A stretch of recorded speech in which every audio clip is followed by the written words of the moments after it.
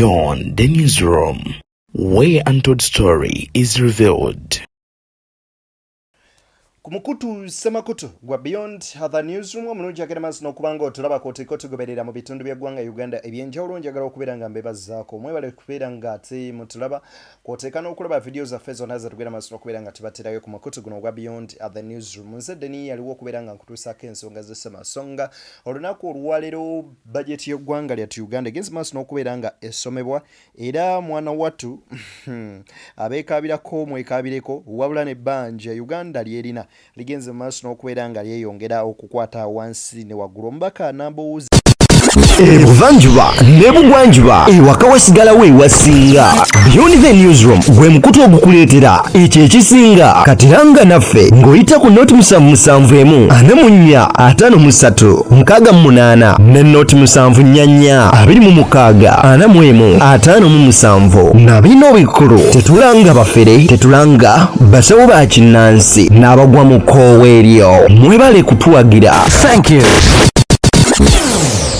Nambooze bakireke aliko wana ebigambo bingi byasobodde okubeera nga ayogerawo olunaku olwaleero kwoteeka ababaka b'opposition baganye okuyimirira nga bandiriza Gen. Yoweri Kaguta Museveni ng'atuuka. Betty Nambooze byayogedde ababaka nga Zambali Blasio Mukasa ne Nambooze bonna be bamu kwabo oba oliyawo ababaddeko ebigambo bye batugambye byonna ate tugendagenda maaso n'okubeera nga tubitunuulira mu mbeera emu oba endala tulabe tutemeeteme ne mu bajeti y'eggwanga butya bwesobodde okubeera ng'esomwa era n'ensimbi y'omuwi w'omusolo egenda ssaasanyizibwa etya ye abaffe obadde okimanyi nti obutabalika obuwererako ddala 3.5 n'ebitundutundu 7 bwe bubalibwa ogenda mu maaso n'okubeera nga buva ewammwe oba mumwe bannayuganda naddala mu maka gammwe ekyo okikkirizaako otya era okirowoozaako ki? Ebbanja eribanjibwa Uganda liiryo ligendedde ddala mu butabalika 126 n'obutundutundu 19 era baneno bagamba nti okusinziira ku bajeti yaffe eno eweza obutabalika 8 era nga tugamba bwe tuti nti singa tuba tukutte bajeti ng'eno ne tugisasula nga bwe ziri bwezityo nti 8 tuba tusigaza ebbanja lya butabalika 41 naye nga ddala gana amabanja tunagasobola ogasasula nze nno naawe. Tulina biki ebyo sente ezeewoleddwa zebigenza okubeera nga bikola bo nga gavumenti bagamba waliwo bye batuuseeko era bye batuuseeko bye bino biri luddawa munywanyi bye nkuleetedde atuula kalira tobaako woosegukira oba kuva mu kifo wano wenkwagala wennyini osobola okulaba ensonga. Ababaka b'opposition mu parliament baganye okuyimuka baabano bonna bayambadde black ng'ekiraga akabonero nti bo bakungubaze bukungubazi. So for those of you who can see from where you are, His Excellency the President is signing the Visitors Book. It's traditional that every time Parliament hosts a guest at the level of His Excellency the President, they will sign in the Visitors Book. And this is a very special day for the presentation of the budget, not only in Uganda but across the East Africans. Bwe batyo simanyi oba eno gesture etegeeza ki ey'okuba nti baganye ohonaringa Gen. Museveni. I think maybe bagezezaako collaborating nti tebakkiriziganya ne byava mu kulonda oba oliawo nga kyebadde bagenda mu maaso n'okubaga bategeeza nze simanyi kiki badde bategeeza. Munywanyi nno wamma nkusaba video soko nyimpere like wojja like ejja kudduka ebisine bingi etuuke ku buli stage n'omwasobola okuba nga agifuna ate wegubanga gwe munuuni gwo gusoose okulaba video zaffe tappingawo mu kagambo subscribe bw'omala okone mukadde kaje mpasswords okateekemu olwo tufuna notification ku mboozi zonna ennyuvu zetukutuusaako. Nambooze tubuulire wamma. Olwaleero muzze ne message eya okwekalakaasa nga we mwambadde olunaku luno. Waliwo engeri nnyingi omuntu gy'asobola okuttamu endogoyi. Asobola okwata ejjambiya n'agisalako omutwe naye asobola n'okugimma emmere era neefa oba asobola ogiyimbamu omuguwa n'agituga naye kikulu abatta ndogoyi. So waliwo engeri nnyingi nnyo ey'okulaga obutali bumativu eri abo abakutte obuyinza mu bukyamu. Eno y'emu ku zo era kye tukoze si kipya kimanyiddwa mu non-violent struggle gyekiri. Lumu ojja tulaba tuve ne mu ntebe tutuule ku ttaka oluusi tuyimirire tumulemesa okwogera naye olwaleero tusaze nti olwaleero tusazeewo twambale bwe tuti ng'akabonero akalagawo okwekalakaasa. Anyway, simanyi. Omanyi, nze waliwo we natuuka politics ne mwesonyiwa nga tulina laba mulabe abamu kufe bannayuganda. What does that mean? Nti mu struggle eyogoberera amateeka nti ebyo bye bimu ku ebyo bye bayitamu okugenda maaso n'okubanga obaoliawo balwanirira obwenkanya n'olaga obutali bumativu nti olundi bajja tuula wansi olulala bayimirire bamulemese okwogera. Ono nno oluvuddeyo atutegeezezza nti ebyo bagamba nti bazerwanyisa nguzi temubirowooza nako. Tunuulira both konvoyi gyalina ya motoka 14 konze wangi wuliriza motoka 14 zaaki njagala mulabe nga ddayo awo nga yeeyisanga sekandi yatambuliranga mu benzi emu ng'owa poliisi omu atudde mu maaso nga sipiika yatambulanga mu motoka mu benzi eki n'owa poliisi we ng'atuulawo mu maaso ye n'atuula emabega nga sipiika teyinanga lidika sekandi naye kati ono ave mugono ssebo n'oluseregende lwa motoka ezo sente zagamba zeyatugiza era zaali zakuleetengako luli babbangayo ki nzibe nange ssebo okusobola okujja njija mugoberera akakuba okafunda weekati sente zokka zatambula zikola oluguudo lw'ejjinja bagambye awo oluguudo lwa train emukono baalukoze obadde Milton Obote yasulanga bwe yali Prime Minister yasulanga Jinja bwe yali leader of opposition yasulanga Jinja nga gira mu train ne kati nze nalyagadde okugira mu train netiriwo ne bagambye awo oluguudo lwa train okuva ya Kampala otuuka emukono baalumaze. So ebyo bye bitunakuwaza ne tugamba tudde katudemonstrating ennaku yaffe bwetuti kubanga fe ogwaffe gwakubanja nange bw'oba obanja naddala omulyaza amaanyi totuula bwe magezi ogakola ki gasala kyekitwambaza bwe tutyo ate era tuloza bakitegedde. Ebigambo bya Hon Nambooze bakireke bibadde mu lulimi Luganda. Atugambye mu both alina konvoyi ya motoka 14 zimuwerekera okuva maka ge eri emukono gyasula okujja mu kibuga Kampala oba okukwera nga akakalabya emirimu gye naddala wali eri ku Parliament era zigenda okuyita kwa Parliamentary Avenue nga mwana tugambira ddala nti oba ono mukulembeze w'Estallion yayingiddewo kumbe nga ye both omukulembeze wa Parliament ya Uganda. Bami bano bagenzi basitoko yagalira bulamu bw'ensi eno. Kale let's dive into the budget tulabe buti abo bigezi basitoko kubanga ate bitambula. Wuliriza.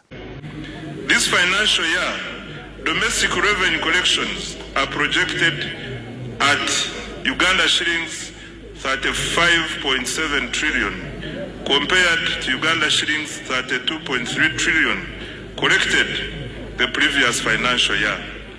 Mr. Speaker, this financial year 2025-2026 domestic revenue from taxes, non-tax revenues and local government revenues funded up to 80.9% of the total discretionary budget of Uganda shillings 44.1 trillion. The discretion bw'otunuulira ebigambo bino mu budget bakugamba nti omwaka 2024-2025 basobola okwera nga basolooza omusolo ogw'obutabalika 32.3 wabula nga bo bagamba nti kati wano we Uganda weetuuse abantu bafunye nnyo ssente era tukusuubira okuŋŋaanya omusolo obutabalika 35.7 that is 35.7 billions okuva mumwe bannayuganda oba kye tuyinza okuyita a domestic revenue collection. So wabadde asuubira ebintu okubanga bikyukamukko ndowooza okubanga erewe amaziga gandiba ge gatulindiridde. Jjukira nti nga Uganda ng'eggwanga tulina kati ebbanja liwererako ddala okubanga lya trillion 126.19 wabula nga okusinziira ku eno budget bagenda kubeera nga bakozesa ensimbi eziwererako ddala trillion 8 bweddu. Tugende wano. As of December 2025, Uganda's total public debt stood at United States dollars 34.86 billion, equivalent to approximately Uganda shillings 126.19 trillion. Of this, external debt amounted to US dollars 15.84 billion, while domestic debt was United States dollars 19.02 billion. This translates into a debt to GDP ratio of approximately 53.0%. Mr. Speaker, public debt should always be assessed alongside the assets it finances and the economic returns it generates. Over the past 10 years, Uganda's debt has financed okusinziira wulira atugambye ono data gwaleese December 2025 ebbanja lyaffe nga liri trillion 126.19 obutabalika 126.9 naye bw'owulira ebbanja lino n'owulira ensimbi ebanjibwa Uganda nga gwe omuwi w'omusolo weebuuza ensimbi zino zo bwe zijja zikola omulimu gwe ziteekeddwa okukola omutuufu. Batugambye mbu sente zino ze zimu kweze ziyambyeko naddala mu kukola ebintu ebimu public funds nga bw'olaba enguudo n'ebirala ebiringa bwe bityo. Ne tuweebuuza nti ddala ensimbi zino nga bwe zeewolebwa buli kadde supplementary budget, buli dakiika supplementary budget, n'olyoka olaba budget ku budget ezigenda maaso n'okubeera nga zijja zifuluma. Naye nga bannayuganda tebaganyuddwamu mu nsimbi ezo, kyokka ate nga bannayuganda be bamu abalina okubeera nga basasula ensimbi zino ezibanjibwa Uganda. Ne bw'otunuulira enguudo zibakozeeko ng'ennungi bazisolooza, kati tunuulira Entebbe Express olina okuyisaako emmotoka entono osasule 5,000 n'amadde osasule 5 ogwo mutwalo, ow'ennene guba mutwalo, aba piki okutandikira ku CC 250 okwambuka waggulu 15,000. Ekibuuzo munnayuganda kyeyandibadde yeebuuza nti bwe tuba tuweewola zino ssente zonna okukola ebintu ebiringa bwe biti, lwaki tulabye failure ya service delivery? Lwaki services tezituukira ddala ku muntu wa wansi? Lwaki amasannyalaze tebagateeka ne mu byalo? Lwaki amazzi tegatuuka mu bitundu etali mazzi? Abakalamojja bakaaba tebalina mazzi. Lwaki nga naye amabanja go gafutufuukidde amabanja ge tuli mu kunaawuuza, nga amabanja ge tunaawuuza tugenda galekera abaana n'abazzukulu nga buli omu wakugenda mu maaso nakubeera ng'abonaabona. Ebibuuzo ebiri mu mitima gy'abannansi nga bannayuganda bingi nnyo nnyini ddala, naye ekibuuzo kiri kimu kyokka nti nga nze munnansi munnayuganda lunaku ki lwe nnaagabana mu bintu bino naddala ensimbi eyo gye mpita eyonge ey'omuwi w'omusolo. Kankuwa wano owulirize biki ensimbi yo ze bikola. Uganda's debt has financed strategic investments that are transforming the productive capacity of our economy. These investments include, number one, integrated transport infrastructure, which accounts for 31.1% of the debt.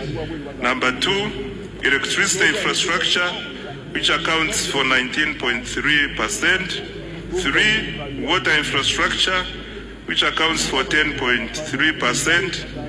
Four, agro-industrialization, which accounts for 9.2%. Five, education and health, which accounts for 7.7%. Six, housing and urban development, which accounts for 6.3%. Seven, industrial parks and industrial development, which accounts for 2%. And other investments, such as national backbone infrastructure to extend internet, STI, and regional development, which accounts for 7.0%. Mr. Speaker, Uganda's public debt remains sustainable and is projected to stay so over the medium and the long term. Ebyo bye bakugambye ensimbi yo ze bisobodde okulaba nga bakola oba munfuna bulungi. Anyway, bano batugambye batya a share of strategic investments are financed by public debts. Ku sente ze mwewoze bino bye zisobodde okubeera nga zikola 19% electricity infrastructure, masanyalaze. Ne bagamba amazzi ne gatwalako wow. Amasanyalaze 19%. Integrated transport infrastructure, okola ku nguudo, okutereeza amakubo, ebitundu 3 n'okutundu kamu. Ne boogera ku mazzi nti bakoze ku ky'amazzi ebitundu 10 n'obutundu 3. Bw'oyogera ku agro industrialization, zi factories ebitundu 7%.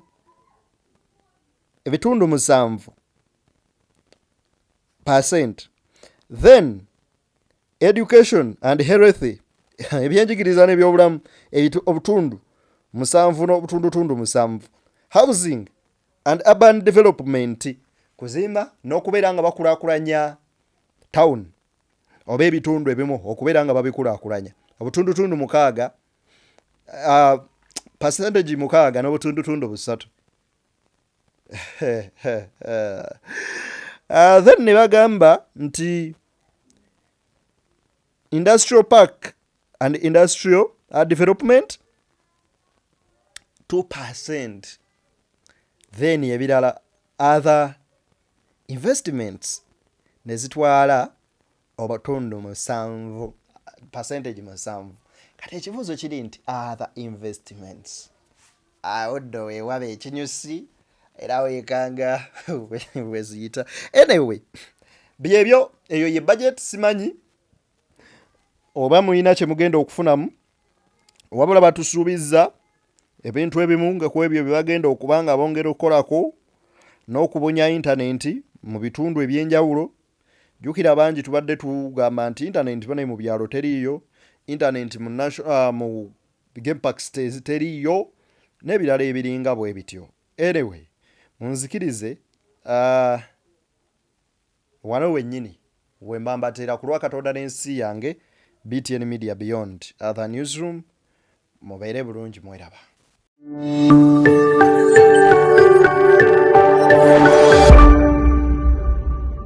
Beyond the Newsroom, where untold story is revealed.